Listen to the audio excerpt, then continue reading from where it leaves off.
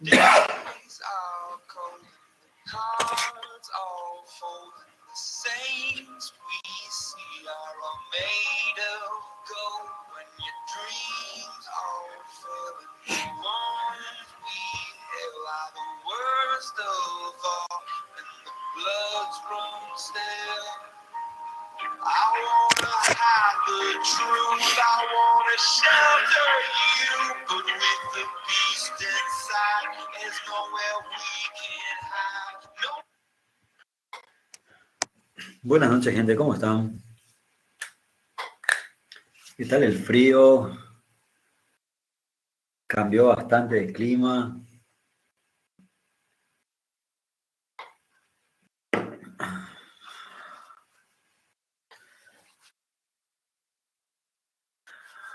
Bastante, la verdad que... Bueno, vamos a iniciar así para que podamos descansar también. Ahora digo podemos porque sé que tuvieron un día, o algunos recién terminaron sus prácticas. A ver, aquí, grabación. Aquí está. Bueno. Elegí un tema de los que me toca desarrollar con ustedes, un poco corto, ya que es de manera virtual. Y había mencionado que nuestra siguiente clase iba a ser Parkinson y miastenia gravis, pero eso quiero dejar para dar de manera presencial, porque hay cosas que le quiero mostrar a ustedes relacionado al Parkinson desde el punto de vista clínico. Por eso elegí úlcera, porque no va a cambiar mucho en el virtual, en el presencial. Pero Parkinson sí, porque Parkinson es una enfermedad puramente, el diagnóstico es puramente clínica. Entonces hay cosas que les quiero mostrar, cosas que aquí, por manera online, no voy a poder hacer. Entonces por eso cambié u opté de manera virtual úlcera. Bueno, antes que nada, cuenta que es una úlcera, ¿verdad? Tener en cuenta también que es una enfermedad que no se genera de la noche a la mañana. Normalmente el paciente llega meses, ¿verdad?, ya de haber desarrollado la lesión. La úlcera en realidad es una complicación de la gastritis, ¿verdad? O en todo caso de un daño constante de la mucosa gástrica. Cuando hablamos de úlcera estamos hablando de una herida, pérdida de la continuidad, que compromete lo que es toda la mucosa. Muchos suelen confundir con erosión, porque si vamos a evaluar desde el punto de vista histológico, normalmente suele ser inflamación, es decir, gastritis. Si continúa, pasa una erosión. Si continúa la lesión, úlcera. Desde el punto de vista macroscópico, es muy difícil de diferenciar, por lo cual la importancia de una biopsia para determinar el grado de lesión desde el punto de vista histológico o microscópico, ¿verdad? Son muy similares, clínicamente hablando. No hay mucha diferencia entre gastritis y úlcera desde el punto de vista clínico. Por eso hay veces que Me llega pacientes y me dice, doctor, tengo gastritis, tengo úlcera. No, gastritis, en realidad. Y le pregunto, ¿tu médico te pidió una endoscopía digestiva? No, me dijo. ¿Y cómo sabes que tenés gastritis entonces? ¿Verdad? Por la clínica podemos diagnosticar, en eso no niego. Sin embargo, la importancia de una endoscopía dentro de esta enfermedad para poder determinar el grado de lesión y ver si hay mejorías post-tratamiento. Entonces, hoy día, decir gastritis sin una endoscopía está muy mal. Porque uno de los problemas de estas enfermedades gástricas son las complicaciones que puede estar ocurriendo. Y la única manera de poder evaluar eso es observando macroscópicamente y microscópicamente. La erosión es muy similar a una úlcera, también es una pérdida de continuidad, pero tiene la característica que nunca va a atravesar, la muscular de la mucosa. Desde el punto de vista histológico, epitelio digestivo, o estómago en este caso, presenta diferentes capas, ¿verdad? Mucosa, muscular de la mucosa, submucosa,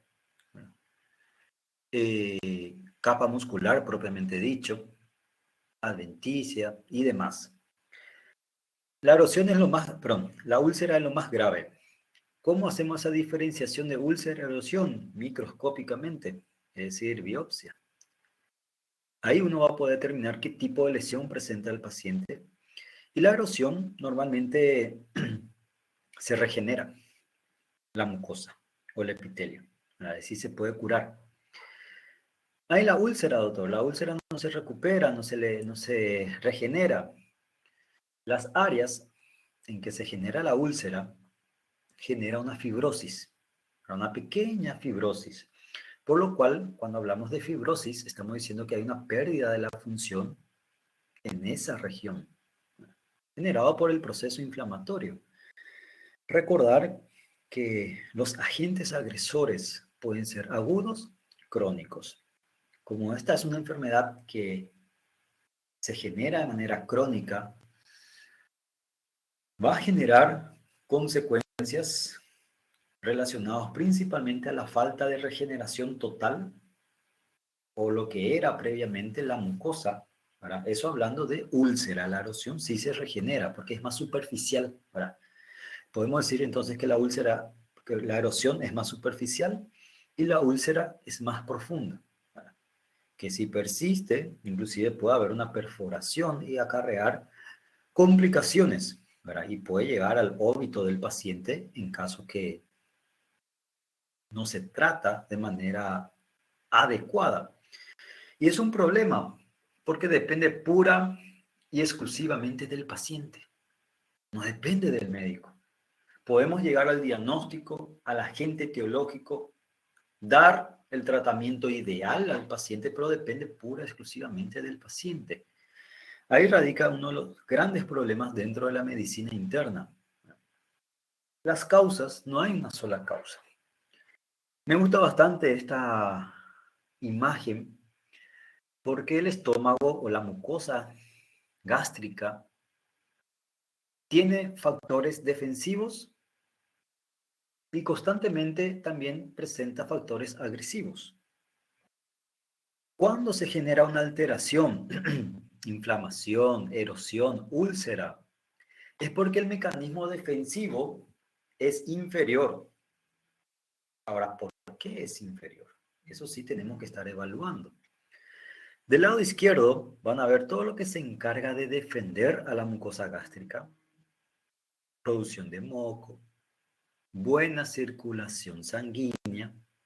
Eso hace que se regenere la mucosa, ¿ya? Porque por las células, factor de crecimiento epidérmico, el vaciamiento gástrico.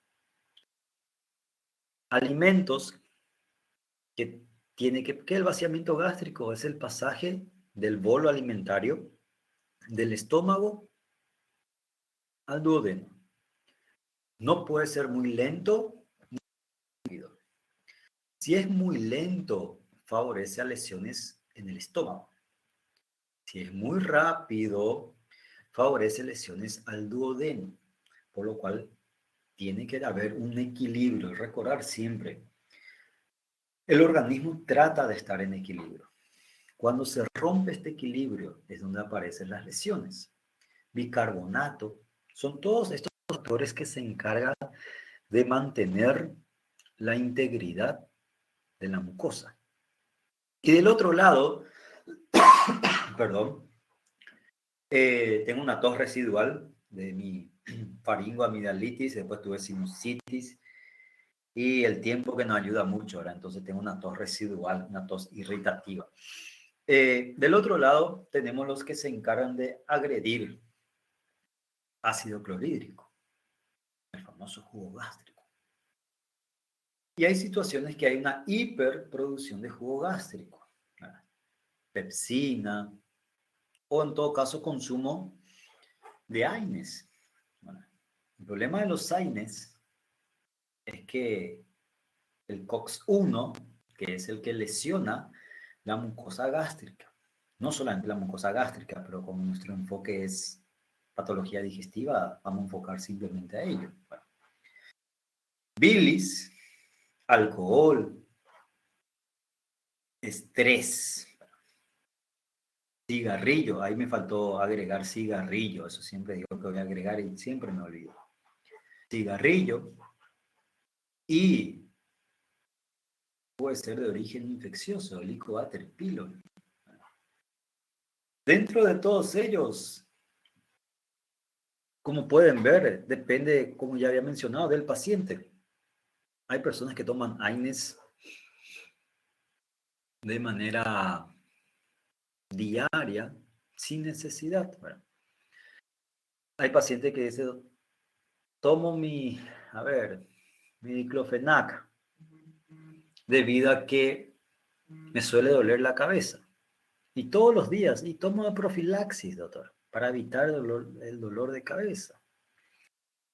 Potente dolor es osteoarticular, para que el diclofenac ayuda bastante.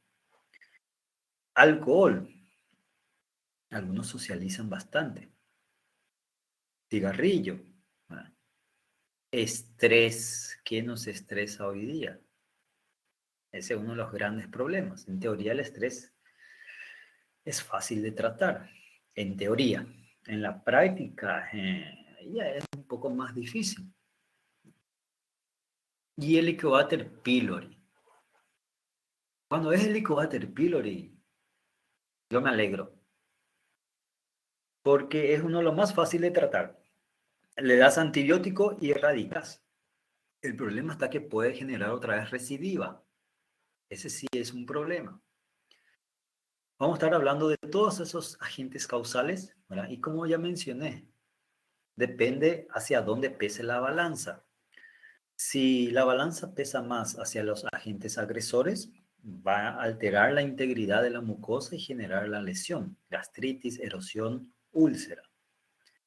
Pero si la balanza pesa más hacia los mecanismos de defensa, se va a mantener íntegro. Bueno, entonces, aquí tenemos nuestros factores relacionados a úlcera. Como dijimos, normalmente es multifactorial. Es difícil darle una sola causa. Mala alimentación, estrés, alcohol, cigarrillo, ¿verdad? Consumo de AINES. Normalmente los factores que siempre evaluamos también es el paciente o la edad del paciente. ¿Qué es lo más grave o cuáles son las complicaciones más graves? Son dos. Perforación. Imagínense el jugo gástrico del peritoneo, peritonitis.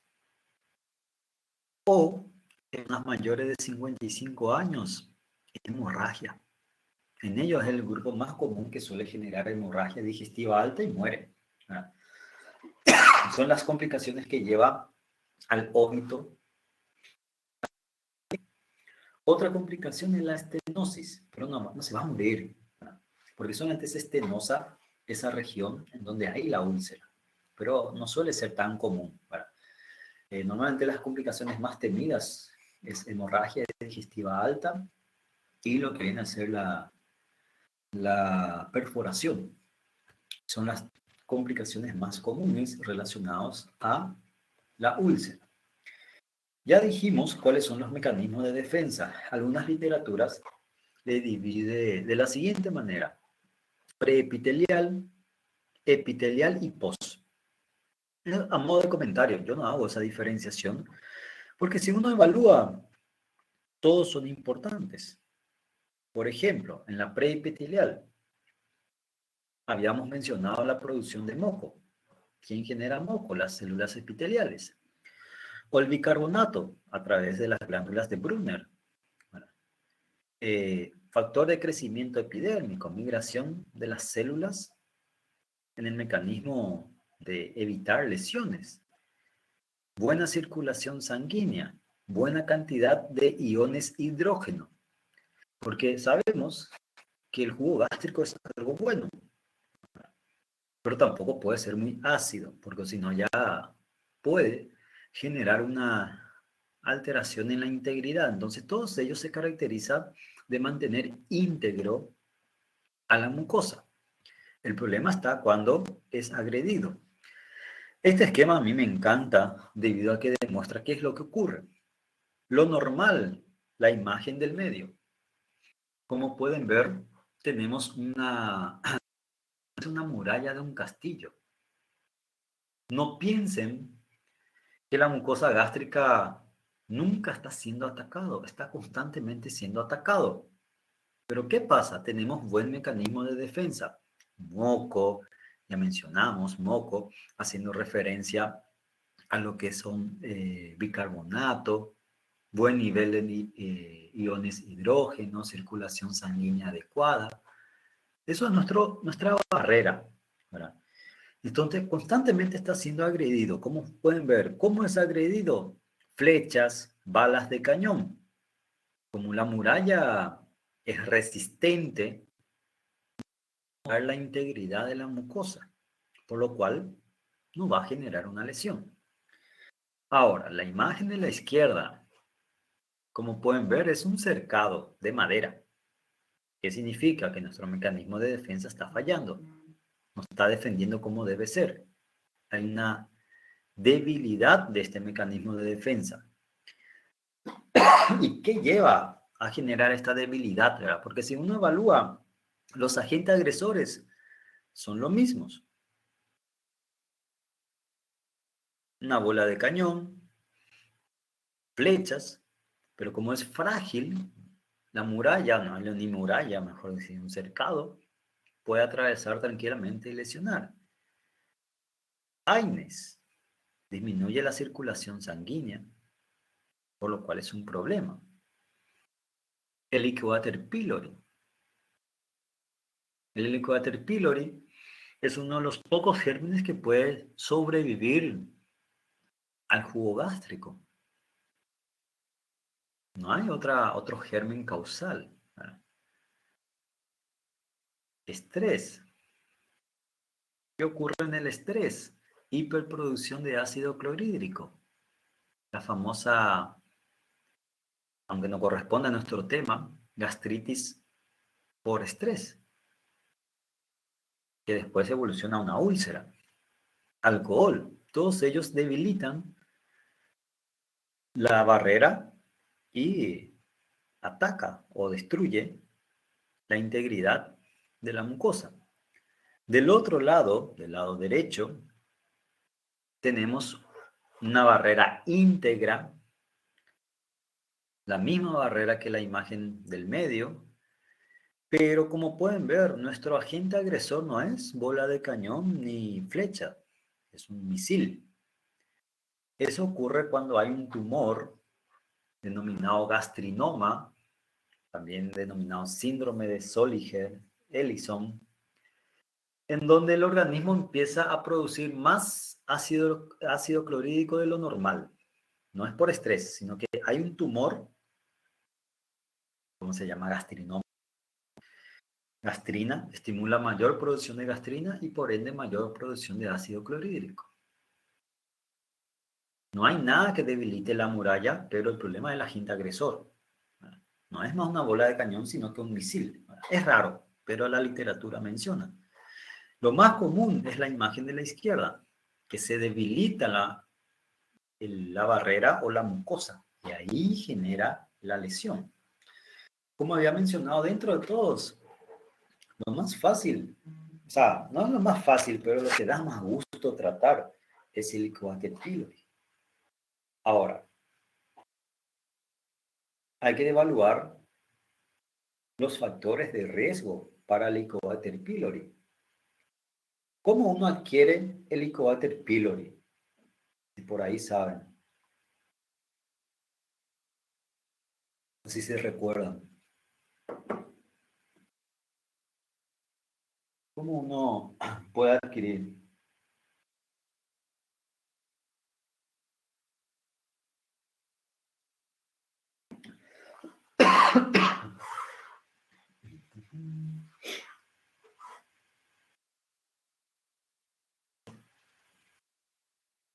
Alimentos, agua contaminada, ¿verdad? Es decir, en un nivel socioeconómico bajo, es donde más vamos a pensar, donde no hay agua potable, ¿verdad? Aunque vivamos hoy día, o estamos ya supuestamente en un mundo más urbanizado, hay lugares que no tienen agua potable.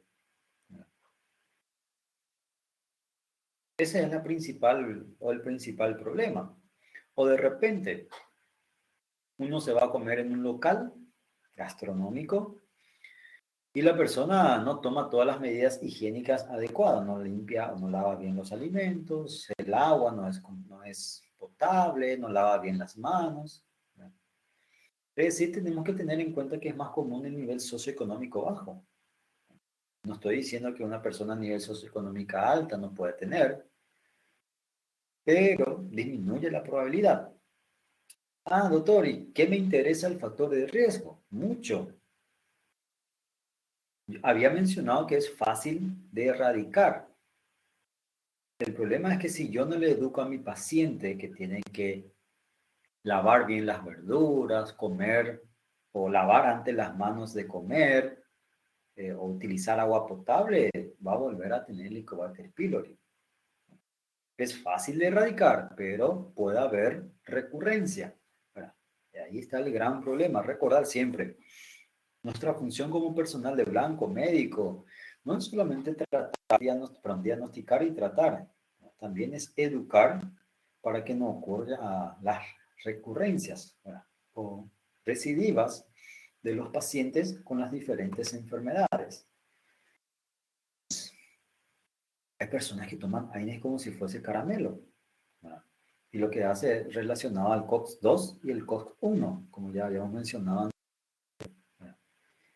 Es el principal problema. Dolor crónico. Hay personas que sufren de dolor crónico. Ojo, cuando digo AINES, que puede ser la causa, no tengan miedo de usar AINES en los pacientes. Cuando digo tratamiento crónico, son 2, 3, 4 meses todos los días. Porque AINES es nuestro, junto con antibióticos, es nuestro grupo farmacológico que utilizamos todos los días. Pero normalmente solemos dar, ¿qué? 3 días, 5, 7, 10, 14 días, dependiendo de la patología, ¿verdad? Pero que llegue a consumir 2, 3, 4 meses, no hay una enfermedad, ¿verdad? Que el médico por lo menos no vaya a evaluar. Y si tiene un dolor crónico, hay que evaluar otros factores asociados. Otro tratamiento para evitar una posterior lesión de la mucosa gástrica. ¿Y cómo genera el AINES? Ya dijimos, inhibe la vía ciclooxigenasa.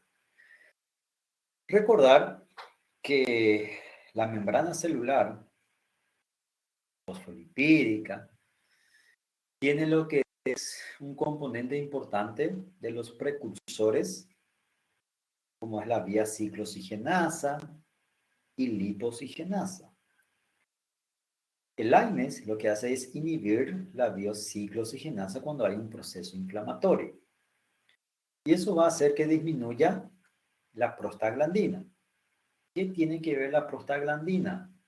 Disminuye la irrigación sanguínea. La prostaglandina a nivel gástrico o digestivo hace que haya buena circulación sanguínea. Y si se recuerdan, la sanguínea es un factor que defiende o protege a la mucosa. Estimula una disminución de la producción de moco y bicarbonato. Es decir, en otros términos, hace que el mecanismo de defensa disminuya y sea frágil. Y ahí esos agentes agresores que siempre están agrediendo, atraviesa, ¿verdad?, la barrera y puede lesionar, como estaba en nuestra imagen. Voy a retroceder aquí, ¿verdad?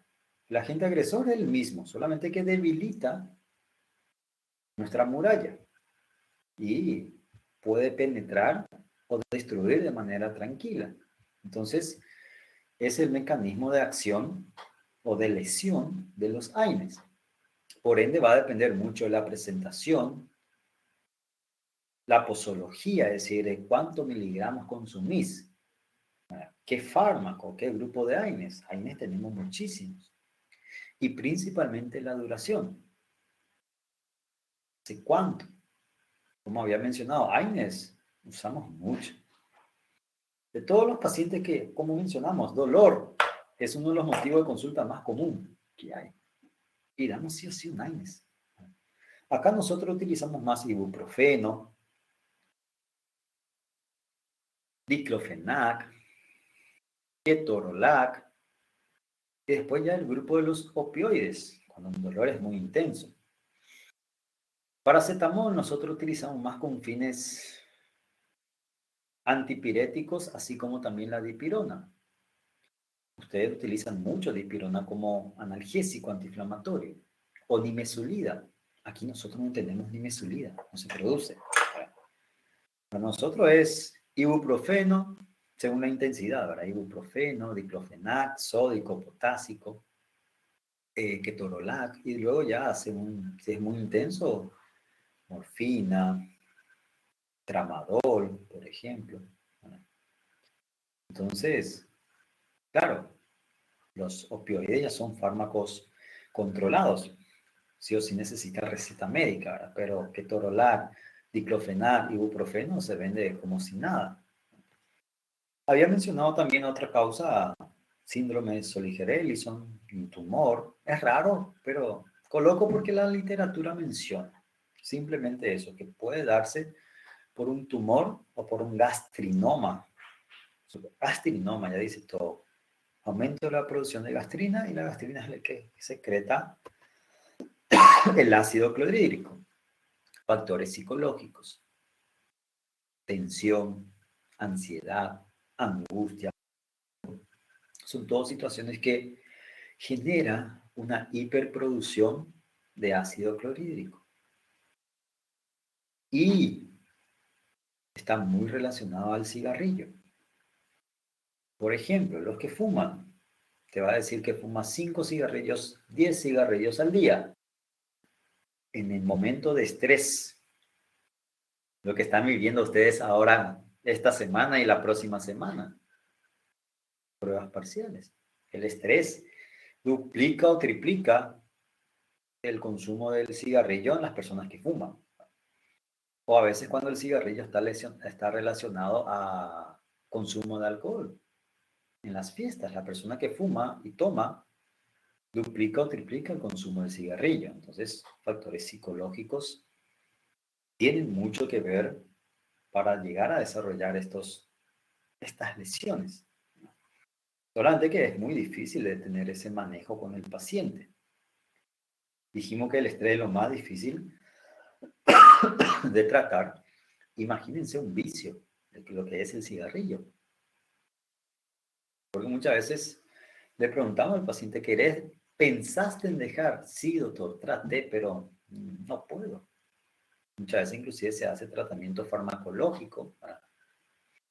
Parches de nicotina, ¿verdad? O inclusive hoy día ya hay también antidepresivos que se puede estar utilizando para tratamiento de consumo de cigarrillo, ¿verdad? O hay entidades dentro del Ministerio de Salud para que o la ayuda a la persona a dejar de consumir. Ya mencionamos que hay un aumento de la producción de ácido clorhídrico, pena, y principalmente durante la noche. Es uno de los grandes problemas. Por eso inclusive las benzodiazepinas, principalmente el diazepam, suele utilizar como tratamiento para pacientes con estrés a la noche, principalmente. Hace que disminuya la liberación del ácido clorhídrico.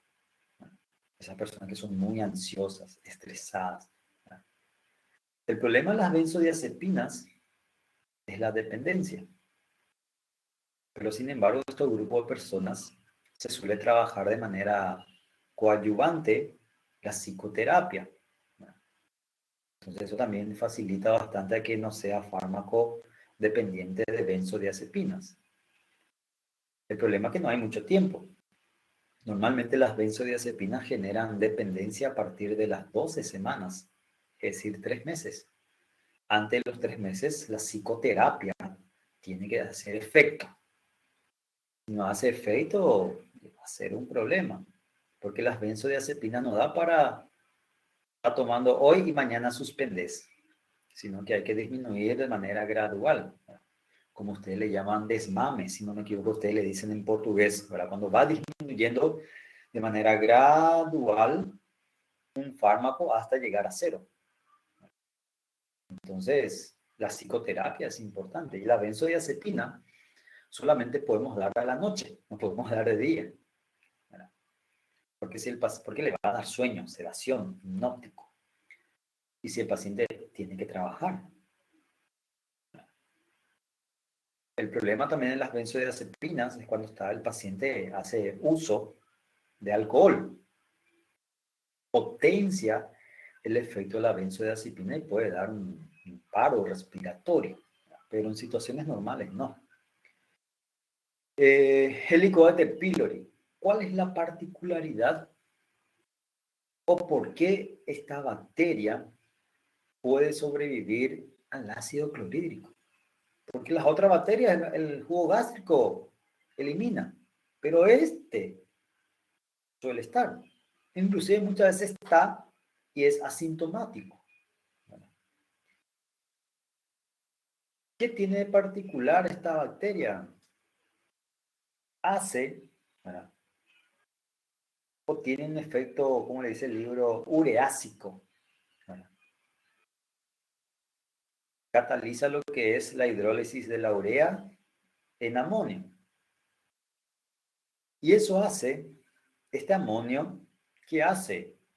Envuelve a la bacteria y forma una capa protectora contra el jugo gástrico.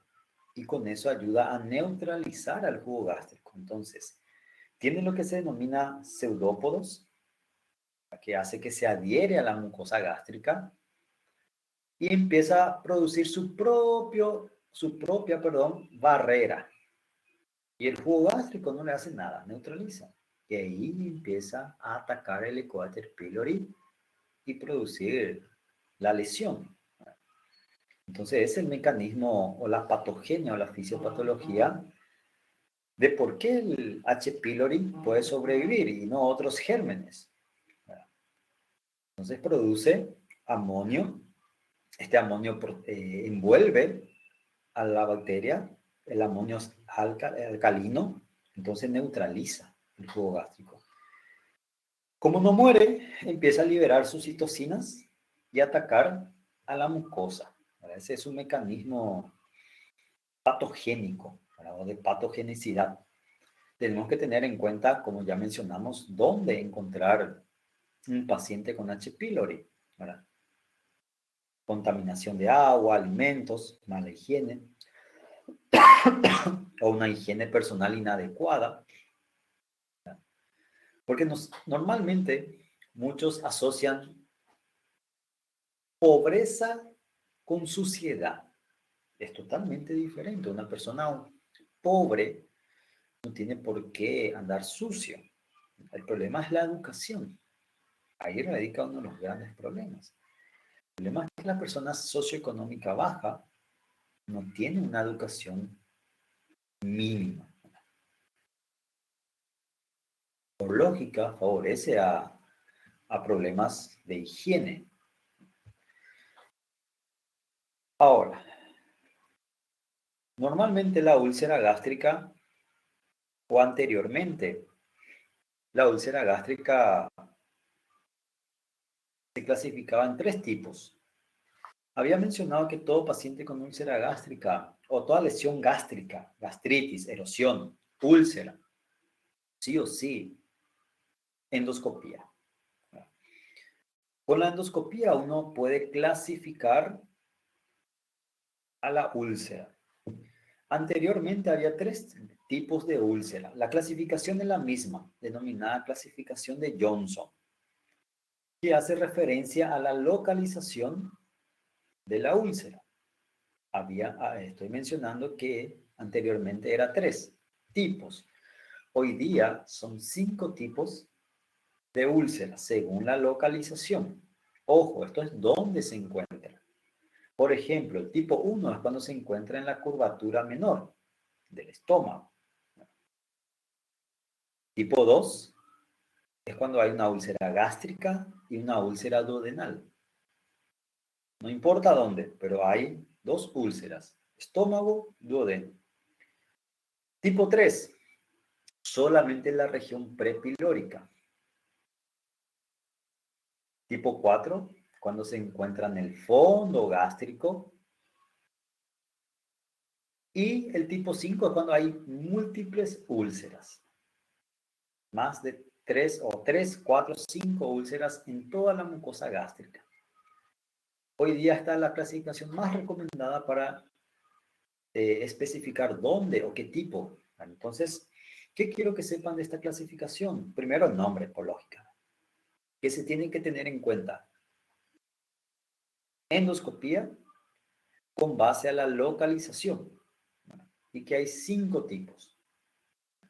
Por eso he mencionado que hoy día un paciente con lesión gástrica o gastritis, erosiones, úlceras, sí o sí endoscopía. La endoscopía tiene, vamos a ver, tiene 2 finalidades. 3 en realidad. Diagnóstico, clasificación y tratamiento. Sirve para 3 cosas, por lo cual es importante. Ahora, ¿cuál es el motivo de consulta de los pacientes? Imagínense, pérdida de continuidad de la mucosa, dolor. Y es un dolor que empeora muchas veces con ciertas sustancias, condimentos, bebidas alcohólicas, aires, bebidas cítricas. ¿Y cómo es este dolor? Es un dolor, como le dice el libro, un dolor hambriento. ¿Cómo es eso? ¿Ya tuvieron tanta hambre alguna vez que le dolió la boca, como dice el paciente, la boca del estómago, bien en el epigastrio, de tanta hambre que tuvieron? Es algo similar. Y es un dolor llamativo, porque la úlcera, cuando hay úlcera gástrica, el dolor suele desaparecer con ciertos alimentos alcalinos o disminuye y empeora por lógica con las sustancias ácidas.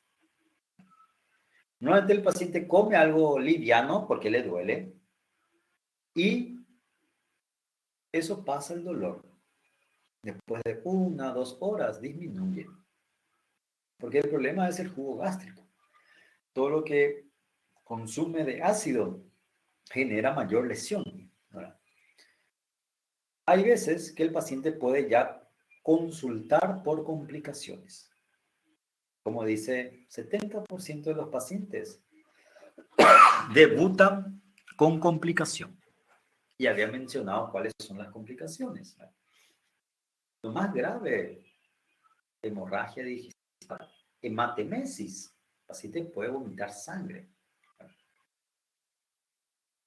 O un dolor en todo el peritoneo relacionado a una irritación peritoneal, perforación.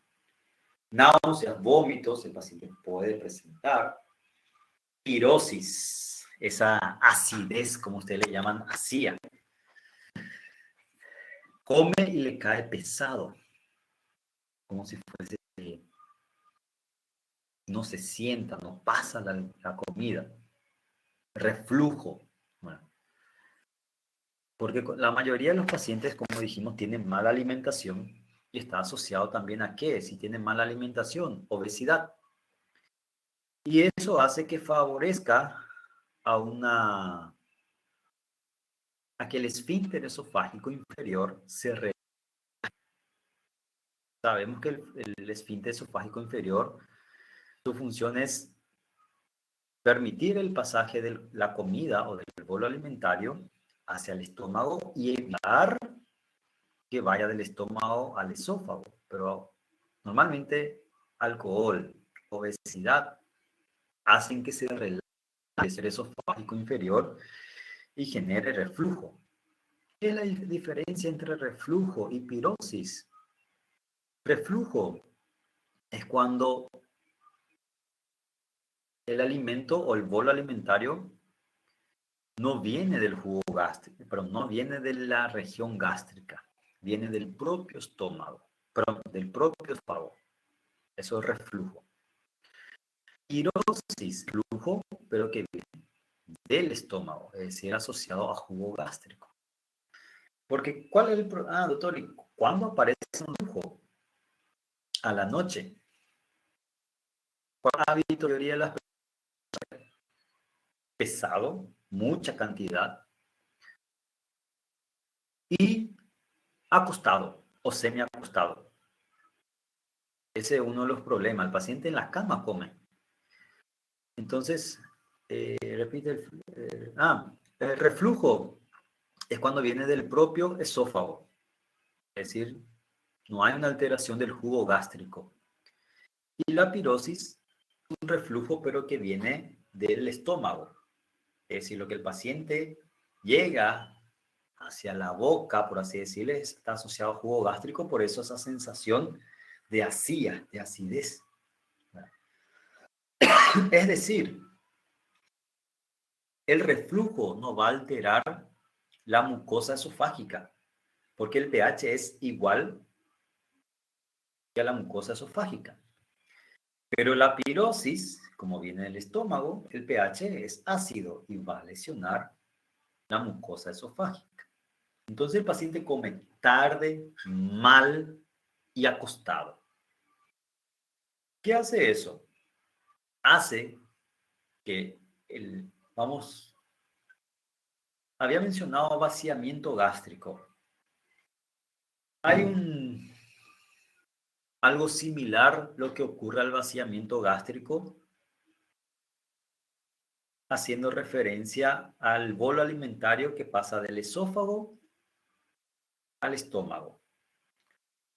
El bolo alimentario que pasa del esófago al estómago se denomina aclaramiento esofágico. Es lo mismo que el vaciamiento gástrico. La única diferencia es de dónde a dónde. El vaciamiento gástrico, su nombre dice todo, del estómago al duodeno. Y el aclaramiento esofágico es del esófago al estómago. Y el aclaramiento esofágico depende de 3 factores. Motilidad, es decir, peristaltismo, buena producción de saliva y la posición del paciente a la hora de comer, la gravedad. Por eso o parado nadie porque cansa, ¿verdad? Pero esos 3 factores favorecen a que el bolo alimentario pase del esófago al estómago.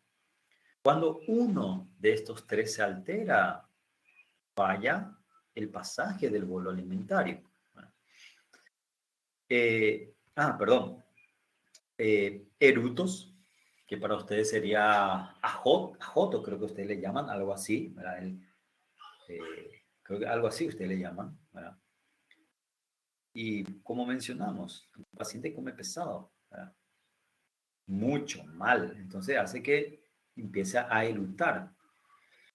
¿Qué va a hacer el paciente con el tiempo? Va a comer menos, porque le molesta, le duele, tiene reflujo, y se da cuenta que comiendo menos, en menor cantidad y comida menos pesada, mejora. Entonces, con el tiempo el paciente empieza a perder peso. Bueno, ojo, tampoco es que empieza a perder 20, 30 kilos. Depende mucho también de la contextura del paciente. Una persona que es obesa disminuye su alimentación y rápidamente pierde peso. Ahora, una persona de contextura delgada no se nota mucho la pérdida de peso. Entonces, más todavía se nota en personas con sobrepeso u obesidad. Ahí nosotros tenemos que estar preguntando eso. Había mencionado que en algunos casos puede debutar con las formas graves, hemorragia, hematemesis o melena. La melena también puede ocurrir en la hemorragia digestiva alta. La melena son heces oscuras, muy pegajosa y muy fétido. Un olor desagradable. Ah, doctor, pero las heces del paciente, ¿quién defeca con buen aroma? Nadie, ¿verdad? Pero las melenas es un olor que ni la propia persona de tan desagradable que es. ¿Y por qué ocurre? Es una hemorragia en donde el paciente deglute, ¿verdad? O la sangre va por el tránsito intestinal y empieza a coagularse. Entonces, por eso sale negro y con olor desagradable. ¿Verdad? Lo más común es hematemesis, vómitos con sangre. ¿Verdad? Eso es lo más común. O en peor de los casos, ojo, yo estoy hablando de los signos y síntomas de hemorragia digestiva. O en todos los casos, perforación. Habíamos mencionado que la úlcera es cuando va atravesando toda la muscular de la mucosa. En un momento dado va a atravesar todas las capas. Imagínense el jugo gástrico a nivel del peritoneo. Se atraviesa una víscera hueca. Imagínense lo que va a hacer a nivel del peritoneo. ¿Cómo llegamos al diagnóstico? Un buen interrogatorio, porque el motivo de consulta, dolor en epigastrio, epigastralgia. Y como dijimos, no va a venir diciendo, doctor, empezó ayer. Una patología crónica. El paciente ¿qué va a hacer primero inclusive el paciente? Automedicación. Me imagino que todos ya tuvieron alguna vez acidez, ¿verdad? ¿Y qué hace uno cuando tiene acidez? Que nunca tuvo, ¿verdad? No por gastritis o úlcera, muchas veces por una alimentación pesada o abuso de la comida, ¿verdad? Hay veces que, no sé, un día amanecemos con mucha voluntad, como dicen ustedes, de comer algo pesado y se abusa.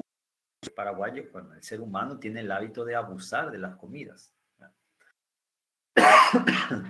Igor, reflujo. Reflujo es la regurgitación, es decir, cuando el bolo alimentario retorna, ¿verdad? Pero, ¿de dónde retorna? Del propio esófago. Por ejemplo, ¿qué es lo común en la noche? Si el paciente no cena acostado, cena todo y lo primero que hace, se va a acostarse. La digestión tiene su tiempo, su momento, ¿verdad? En donde el paciente hoy come, ahora, son las 8:56 hora paraguaya, a las 9:15 ya se va a el estómago, perdón, aclaramiento esofágico, el bolo alimentario está todavía en el esófago, está pasando de manera lenta. Bueno, se va, se acuesta y siente que retorna, es un reflujo. Bueno, ahora, la pirosis es lo mismo que el reflujo, pero como menciona Federico, era reflujo gastroesofágico. La pirosis, por ejemplo, está la enfermedad por reflujo gastroesofágico, la famosa ERGE. Ahí, cuando presenta eso, se denomina pirosis, que es la pirosis es clásico de la enfermedad por reflujo gastroesofágico. Pero cuando decimos solamente reflujo, estamos diciendo que no hace referencia a que viene del estómago, sino que un poco más alto, del esófago. Por eso se suele decir que la clásica manifestación clínica de la enfermedad por reflujo gastroesofágico es la pirosis. ¿Qué es la pirosis? Su nombre dice todo, ¿verdad? Enfermedad, reflujo gastroesofágico, es decir, una regurgitación que viene del estómago hacia el esófago. Entonces, la historia clínica, dolor en epigastrio, ¿hace cuánto? Y mira, doctor, empezó hace 2 meses que estoy así. ¿Y todos los días te duele? No, doctor. Depende mucho de lo que coma. Si como algo muy pesado, grasoso o ácido, ahí empieza a doler. O si ceno tarde, eso también, cuando empieza a cenar tarde también. ¿Y tomaste algún medicamento? Sí. ¿Qué es lo más común que un paciente consuma cuando tiene asía, cuando tiene acidez? ¿Qué se va y compra en la farmacia?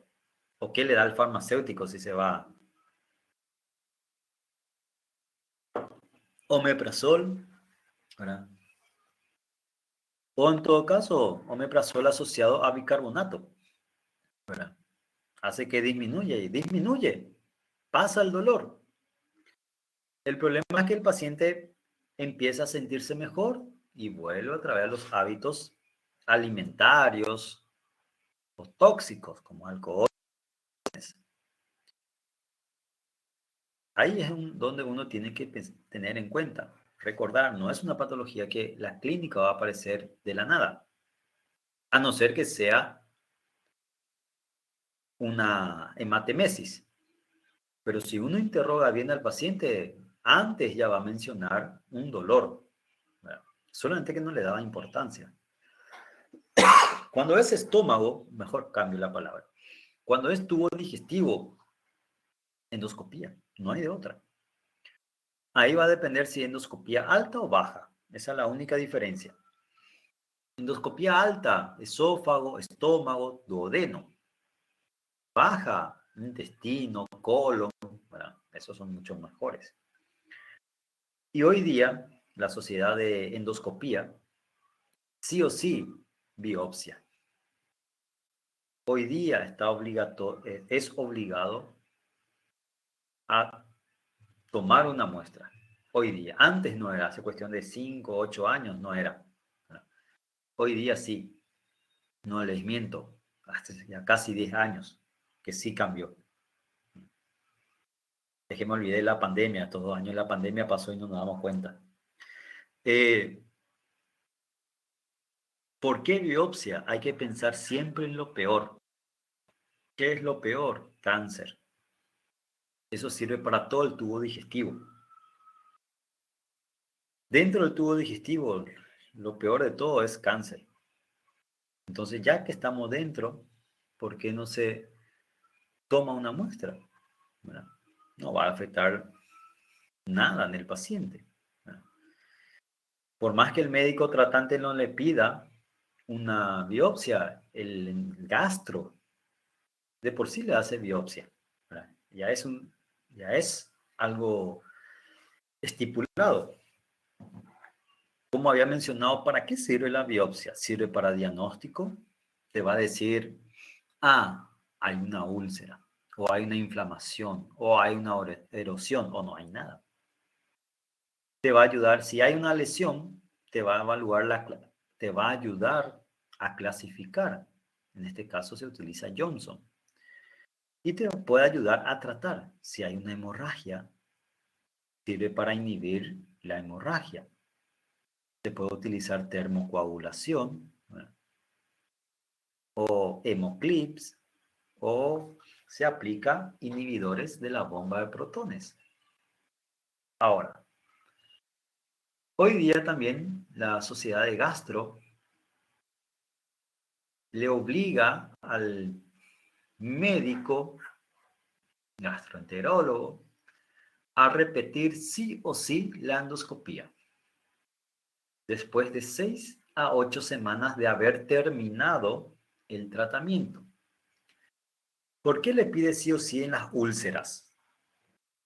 Porque cuando decimos que un tratamiento fue eficaz, cuando la úlcera disminuye más del 50% de su tamaño original. Es decir, hace un tratamiento. Vamos a suponer el Helicobacter pylori, que el tratamiento es 2 semanas. 6 a 8 semanas después de haber terminado, sí o sí tiene que repetirse la endoscopía para ver si hubo o no mejoría. Ese es un protocolo hoy día, ¿verdad? Para ver si el tratamiento fue eficaz. Y es considerado eficaz cuando disminuye el 50% de su tamaño original. Por eso lo que sí o sí un paciente tiene que hacerse endoscopía para diagnóstico y post-tratamiento. Asimismo, Aurelio, 6 a 8 semanas después, ¿verdad? Por lo menos es el plazo que se le da para ciertas causas, no para todos, ¿verdad? Por ejemplo, estrés. No hay un tiempo determinado para evaluar el estrés, ¿verdad? No podemos decir, te curaste del estrés o terminó tu tratamiento del estrés, o no hay un tiempo para terminar el tratamiento del estrés. Ahí muchas veces se repite ya a los 6 o 8 semanas de haber realizado la primera endoscopía. Por eso depende también de la causa. Cuando la causa tiene un tiempo determinado de tratamiento, como H. pylori, ahí es espectacular. Por eso que es más fácil tratar cuando es el Helicobacter pylori. Los otros son muy subjetivos, ¿verdad? Estrés. No hay un tiempo determinado para terminar el tratamiento del estrés, ese es para toda la vida. También uno se tiene en cuenta, con la clínica, va a disminuir el dolor. O ya, no, voy a cambiar el término, ya no tiene dolor. Porque dijimos que la úlcera es una pérdida de continuidad de la mucosa. Y si ya no duele es porque esa herida ya cicatrizó. Bueno, eso también es un parámetro. Aquí, simplemente una comparación. Es una imagen un poco vieja, pero un poco vieja, ahora casi 30 años. Pero la idea es mostrarle cómo es una lesión. Bueno, un ratito voy a activar mi lápiz para que pueda señalar. Y, ahí sí, ya está. Si miran la primera imagen, esto es el tamaño de la úlcera. El paciente hizo su tratamiento y a los un mes, en esta época era un mes, ¿verdad? Se dan cuenta del 93, ¿verdad? Un mes después, ¿qué pasó con esta úlcera? Solamente esto. Y si se dan cuenta, voy a cambiar de color, ¿verdad? A ver, un azul por mi club. ¿Verdad? Si se dan cuenta, esta área generó una fibrosis. No sé si se puede llegar a ver, ¿verdad? Esto es una fibrosis, ¿verdad? Generado por la cicatrización, ¿verdad? Si se dan cuenta, disminuyó bastante. ¿Fue eficaz el tratamiento? Sí, fue. disminuyó más del 50%, más de la mitad. Entonces, por eso sí o sí tiene que repetirse. Muchas veces también el médico, referente a tu pregunta, Aurelio, muchas veces también del tamaño o la cantidad de la úlcera. Bueno, si la úlcera es muy grande o hay numerosa cantidad, el médico solicita antes, porque tampoco puede estar esperando 2 meses para ver si el tratamiento fue eficaz. Muchas veces ya el médico va, no, vamos a hacer lo siguiente, a los 1 mes vamos a repetirte. Si no mejora, cambiamos de tratamiento. Muchas veces también en el gastro, ¿verdad? Antes, depende mucho, o sea, hay factores que sí o sí tiene importancia para cuándo volver a repetir, aunque por regla general la mayoría repite a las 6 u 8 semanas. En ciertas situaciones graves sí se puede realizar a las 4 semanas, ¿verdad? Pero por regla general 6 a 8 semanas post tratamiento o post terminar el tratamiento. Imagínense, más de 2 meses. ¿Verdad? Después de la endoscopía, hay métodos laboratoriales. El problema de los métodos laboratoriales te puede ayudar a diagnosticar la causa. Por ejemplo, el Helicobacter pylori va a empezar a producir anticuerpos, IgG, por ejemplo. Se puede pedir serología contra el Helicobacter pylori. Ah, doctor, entonces no es mejor. Y no, porque te va a decir que es Helicobacter pylori. Pero como dijimos, tenemos que evaluar cómo es la lesión, qué tan grave es, el tamaño. Y como nosotros dijimos, un tratamiento eficaz es cuando disminuye 50% de su tamaño original. ¿Y cómo yo voy a hacer una endoscopía recién a los 2 meses y voy a saber si disminuyó si no tengo una endoscopía durante la lesión?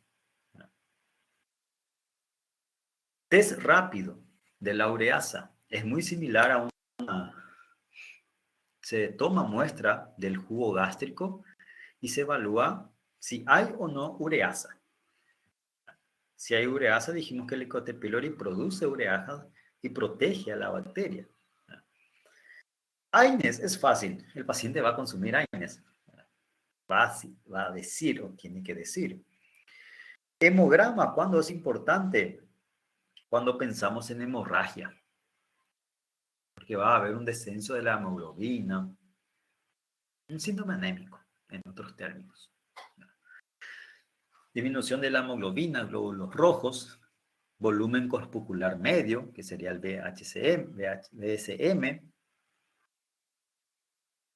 con un BCM normal, sería normocítico, ¿verdad?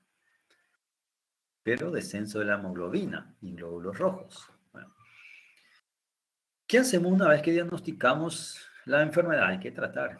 Primero, disminuir los síntomas. El paciente viene con dolor. No le vamos a estar dando un AINES, porque el AINES va a agravar. O por lo menos no es recomendado de primera línea. Inhibidores de la secreción, ¿verdad? Antiácidos, bicarbonatos. Normalmente ya hay inhibidores de la bomba de protones, como el omeprazol, lansoprazol, esomeprazol, pantoprazol. Todos los prazol que hay son IBP, inhibidores de la bomba de protones. Muchas veces con eso el paciente ya mejora bastante. Ahora, hay que tener en cuenta si es o no el Helicobacter pylori, porque ahí le vamos a estar agregando otro medicamento, en este caso antibióticos. Ahora, ¿qué pasa cuando la úlcera es generada por AINES? ¿Qué pasa si el paciente tiene un dolor crónico? Doctor, si dejo de tomar, se cura mi estómago, pero ese dolor crónico, no sé, una lesión que tuvo, no puedo dormir del dolor. En esos casos, hay que evaluar otros AINES que son menos agresivos. O en todo caso, disminuir la dosis de los AINES, solamente que es difícil, ¿verdad? O también depende de la edad. dijimos, AINES o qué personas tienen mayor o grupo de personas tiene mayor probabilidad de desarrollar hemorragias por úlcera, ancianos, más de 65 años. No en cualquier paciente, vamos a suponer que tenemos un paciente de 30 años, toma AINES, va a generar hemorragia, puede. Pero ¿quiénes son los más propensos a desarrollar hemorragias por consumo de AINES? Ancianos, 65 años para arriba. Entonces, no todo paciente va a generar hemorragia, pero hay que tener siempre en cuenta. Luego podemos agregar, como dijimos, como me dijeron una vez, si pueden ver, ahí dice IVP. ¿Verdad? Como me dijo un alumno, doctor, vamos a dar ibuprofeno. No sé dónde quitó, ¿verdad? IVP hace referencia a inhibidores de la bomba de protones. Espera que ahí veo que la mano. Ahora veo las preguntas, Aurelio. ¿Cuáles son los menos agresivos? Bueno, los menos agresivos, paracetamol, por ejemplo. Ibuprofeno tampoco es tan agresivo, pero lo que son agresivos, Fenac es muy agresivo, o aspirina. Pero ¿qué pasa? La aspirina depende mucho del dosaje, porque está el famoso ácido acetil salicílico que usan los cardiópatas. El ácido acetil salicílico, el AS, a dosis baja es cardioprotector. A dosis alta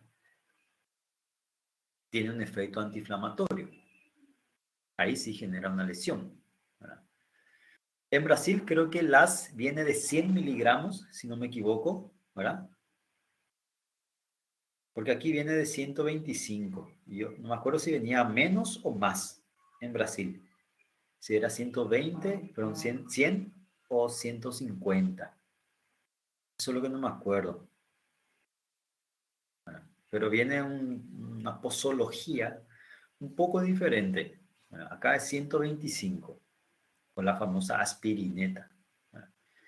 Normalmente, cuando es dolor crónico, buscamos otras terapias no farmacológicas. Por ejemplo, acupuntura, en portugués, acupuntura creo que es lo mismo.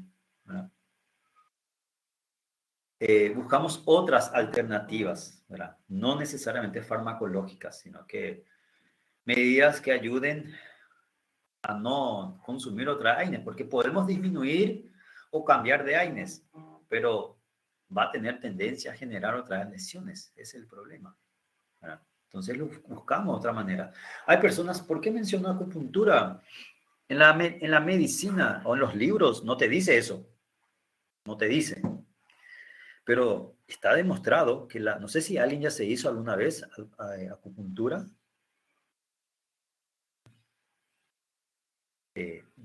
mejora bastante. Hay dolores crónicos. Funciona, Ica, Robert, yo nunca me hice, ¿verdad? Pero sí tuve pacientes que ya se hicieron. Increíble, ¿verdad? Funciona, ¿verdad? Que es la medicina oriental, ¿verdad? Entonces, hace que el paciente no dependa de AINES. A la larga eso es mucho mejor. No digo que cura, ojo, no digo que cura, pero mejora. Por lo menos no vamos a tener tendencia a una hemorragia digestiva con el tiempo. Acupuntura, yo por lo menos suelo recomendar para no depender de AINES. Cuando es H. pylori o omeprazol, bueno, depende mucho. ¿Por qué digo que depende mucho?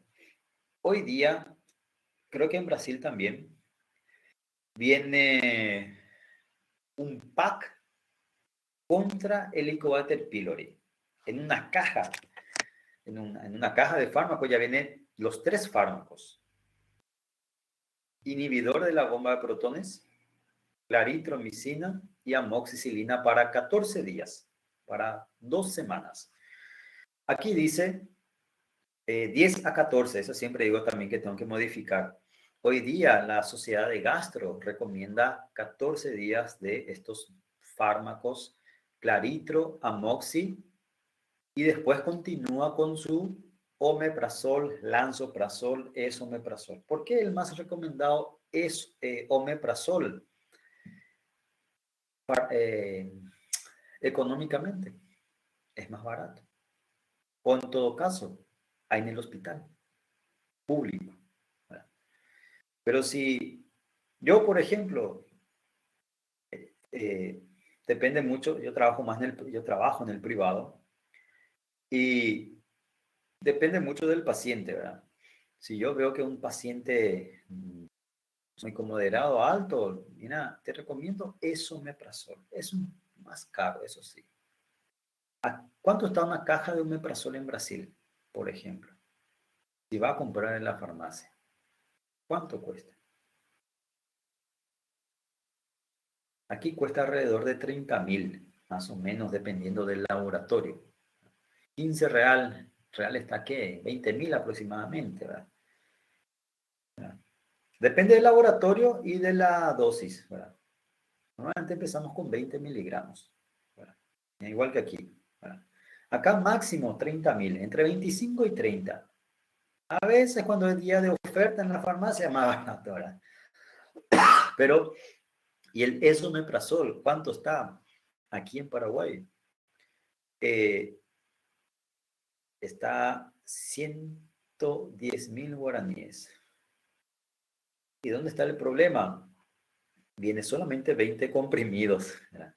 Es prácticamente 4 veces más caro, ¿verdad? Y no es algo que va a tomar solamente una caja. A veces consume 2 meses, 3 meses. ¿Verdad? Por eso digo que depende mucho de la situación económica del paciente, ¿verdad? El mejor de todos son los ESO, Panto, Lanzo, ¿verdad? Y relacionado a omeprazol, costo-beneficio, ¿verdad? ¿Qué vamos a hacer? Claritro, macrólido, que ayuda bastante. Y relacionado principalmente a lo que es la amoxicilina. La amoxicilina, derivado penicilínico, semisintético, de 1 gramo. Ese se toma una vez, perdón, 1 cada 12. Entonces, 14 días. Acá viene, se llama PAC Helicobacter pylori, así se llama el nombre comercial relacionado a, a al Helicobacter pylori. Entonces, el paciente hace que mejore bastante, inclusive a erradicar, porque el estrés, alcohol, cigarrillo, no tanto del punto de vista farmacológico, sino que más depende relacionado a cambiar el estilo de hábito alimentario, estilo de vida, qué come, cuánto come, ¿verdad? Ahí sí es más recomendado, ¿verdad? Por eso que cuesta erradicar los grupos de fármacos.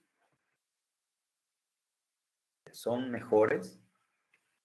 Por eso yo digo que es más fácil tratar muchas veces al Helicobacter pylori, ¿verdad? Le das 14 días y ya está, ¿verdad? Ahora los otros son más complicados, ¿verdad? Debido a que depende pura, exclusivamente del paciente, ¿verdad? Entonces, es un problema que siempre hay que tener en cuenta, ¿verdad? Inhibidores, por ejemplo, ahora, discúlpame Aurelio, ahora veo tu pregunta. relacionado a que son selectivos. Del punto de vista farmacológico, los AINES, algunos son inhibidores de la vía ciclooxigenasa 1, en algunos casos el 2, que son selectivos, y en algunos casos 1 y 2. Dentro de los selectivos 2 o COX-2 están lo que se denominan los famosos meloxicam o piroxicam del grupo de los oxicam, que se utiliza más para lesiones osteoarticulares, ¿verdad? Por ejemplo, artrosis, ¿verdad? Porque artrosis es una enfermedad crónica, ¿verdad? Entonces genera mucho dolor, el paciente suele tomar diclofenac, ¿verdad? Entonces ahí se utiliza, pero ahí depende mucho también, como mencioné, del tipo de dolor, ¿verdad? El famoso de los grupos Oxycan. Después hay otros que son los los COPSIS, ¿verdad? Que aquí por lo menos nosotros no tenemos. No se produce aquí en la farmacia o en el laboratorio farmacéutico. Gente, que Pero los drama é Oxycan son los que son considerados COX-2 selectivos, ¿verdad? Inhibidores del COX-2 selectivo. esse? Solamente que Eu son acho. muy Tipo pocos, assim, eu nem faço, eu porque es nem estudo com más vocês, eu só pago essa matéria. osteoarticular y no tanto Mas muscular. eu não sei, gente. Ese es Tipo también assim, otro eu nunca problema. vi isso. Aluno querer brigar com o professor porque não tem Ahora, necessidade, né? Tipo, não tem necessidade por eso nenhuma que van a ver, de ir lá e ficar discutindo, por brigar. ejemplo, están, por ejemplo, ya habrán los que viven aquí, todo lo que termina en GESIC. Normalmente lo que terminan en GESIC, como algilén GESIC, vinil GESIC, que sirve mucho para dolores musculares, suele venir diclofenac con protector gástrico. Entonces, esa también es una de las ventajas que el médico tiene que tener en cuenta, ¿verdad? Que si tiene un dolor muscular crónico, ¿verdad? Tenemos que utilizar o recomendar asociado a, o asociando, ¿verdad? Siempre a un protector gástrico. Normalmente suele venir con hidróxido de aluminio y papaína, ¿verdad? Si no me equivoco, era papaína. Lo que sí, yo sé que viene con hidróxido de aluminio, que hace que el COX-2 hace que, no, mejor dicho, el hidróxido de aluminio hace o inhibe un poco esa función de ir la irrigación o evitar esa disminución de la irrigación sanguínea. Bueno, entonces, todo lo que termina en GESIC, acá por lo menos, no sé en Brasil, ¿verdad? Vinil GESIC, voy a escribir aquí, vinil GESIC o algilén GESIC, ya viene con protector, o sea, fármacos que se asocian al diclofenac, ¿verdad? Porque el problema es cuando es muscular. Por eso cuando es un tratamiento por trauma crónico, el médico siempre da esto. Pero el problema es que si el paciente va y compra a la farmacia, no va a decir, ah, voy a tomar uno con protector, sino que toma lo que el farmacéutico muchas veces le da. Entonces, a eso se refiere Aurelio, ¿verdad? Que primero me aparece el apellido, la Lima Cerquira. A eso se refiere con inhibidores del COX-2, los Oxycam, para evitar que genere lesión gástrico. Si vamos a dar o vamos a hacer un tratamiento crónico con diclofenac o fármacos que disminuye la función protectora gástrica, siempre solemos asociar con otros fármacos que generen o evite esa lesión. ¿Verdad? Y aquí normalmente los GESIC. ¿Verdad? O asociamos inclusive con omeprazol. También es una opción. Entonces los COX-2, como los OxyCAN, no disminuyen la producción de prostaglandina. Disminuye, pero disminuye menos. ¿Qué pasa? Desde el punto de vista bioquímico, se llama desde el punto de vista bioquímico. Sí, bioquímica en realidad es. Tenemos dos COX, ¿verdad? COX-1 y COX-2. ¿Qué pasa? El COX-1 se encuentra, nosotros, el organismo produce el COX-1. Ahora, el COX-2 solamente se produce cuando hay una inflamación. Por eso que hay fármacos que actúan a nivel del COX-1, a nivel del COX-2 o en ambos. Y los Oxycam, Meloxicam, Piroxicam actúan solamente sobre el COX-2. Y el COX-1 es el que genera lesión a nivel digestivo. No solamente digestivo, renal y digestivo, ¿verdad? Entonces, si vamos a ver el punto de vista, voy a escribir aquí, ¿verdad? Tenemos entonces dos tipos de COX, ¿verdad? COX-1 y COX-2. COX-2. Cuando ocurre una inflamación, se libera esta ciclooxigenasa y van a empezar a aumentar o a promover, a evitar la inflamación. Cuando nosotros damos AINES, son inhibidores de estos, ¿verdad? COX-1 y COX-2. Algunos solamente inhiben al COX, otros solamente al COX-2 y otros fármacos inhiben a los dos juntos. Okay, a los dos juntos. ¿Verdad? Diclofenac en visto. Diclofenac, ketorolac, inhibe tanto al COX-1 y al COX-2. Y los Oxycan son activos del COX-2. ¿Verdad? Pero cuando uno va a la farmacia, acá por lo menos, ¿verdad? Depende mucho de la intensidad del dolor. En Brasil, como dijimos o como mencioné, ustedes consumen más dipirona. ¿Verdad? Más dipirona. ¿Usan mucho ustedes ahí la dipirona para un dolor crónico? Eso más me pregunto, ¿verdad? Así, un paciente que tiene todo el día dolor constante o para un dolor crónico. ¿El paciente todo el día toma dipirona? Pregunto. Porque cuando un paciente todo el día tiene dolor, va a la farmacia y el farmacéutico ya le trata. Acá. Y le da más diclofenac o ketorolac, que son mixtos, ¿verdad? Entonces lo que se busca es Oxycam, que son inhibidores selectivos de COX-2. El problema es que si el dolor es osteomuscular, perdón, si el dolor es muscular, los Oxycam es más osteoarticular, artrosis, por ejemplo. Ya mencionamos las complicaciones de hemorragia,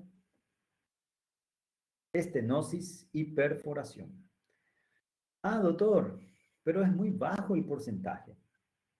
Sí, no es alto.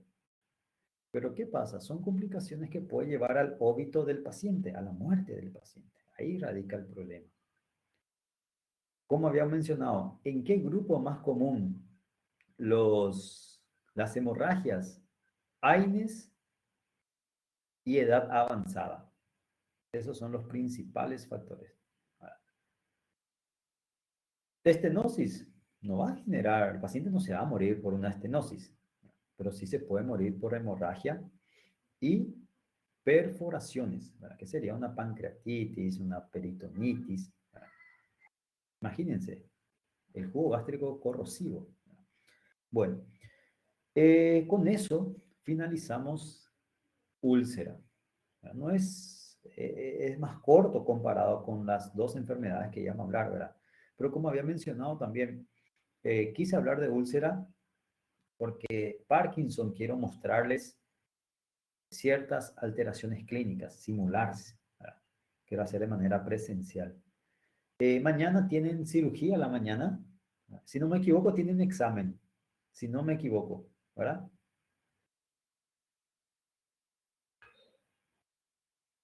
¿Hasta qué hora suelen tener cirugía? Hasta las 11:30, si no me equivoco, ¿verdad? Sí, sí, los del noveno, ¿verdad? Los del noveno. ¿Verdad? Y los del octavo, mañana tiene examen los del octavo. Si no me equivoco, tiene otorrino, ¿verdad? Pero es online. ¿Verdad? A veces cuando me dice el alumno, no de la unidad, pero de otra universidad, me dice, doctor, va a estar difícil el examen. Es online, es virtual, no hay un examen difícil en virtual. ¿Verdad? Mañana entonces, había mencionado a las 11:15 de la mañana. ¿Verdad? Yo creo que vamos a terminar antes de eso, Ica. Mi idea es terminar a las 12:30. Más tardar la 1 y dejarles ya libre. ¿Verdad? Nuestro tema de mañana no es extenso, pero quiero mostrarles algunas cosas relacionadas a la clínica, simplemente por eso. Bueno, ¿alguna pregunta, duda? ¿En qué sala tienen Federico, cirugía? 21, entonces en la sala 21, ¿verdad? No sé dónde quedaba la sala 21, pero voy a buscar, ¿verdad? Entonces la sala 21 para la gente del octavo, ¿verdad? Ahí utilizamos la misma. La misma de siempre que está ahí enfrente al lado del laboratorio de histología. Ya, me recuerdo. Bueno, les dejo descansar. Suerte, gente, mañana para cirugía, ¿verdad?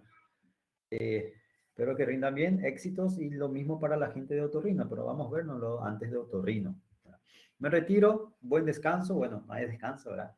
Por el tema del examen, EP, puro estrés, liberación de ácido clorhídrico, pero parte de la vida, ¿verdad?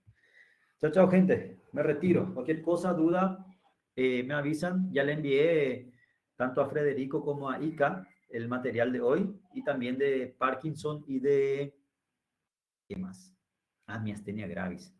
Chao, gente. Me retiro.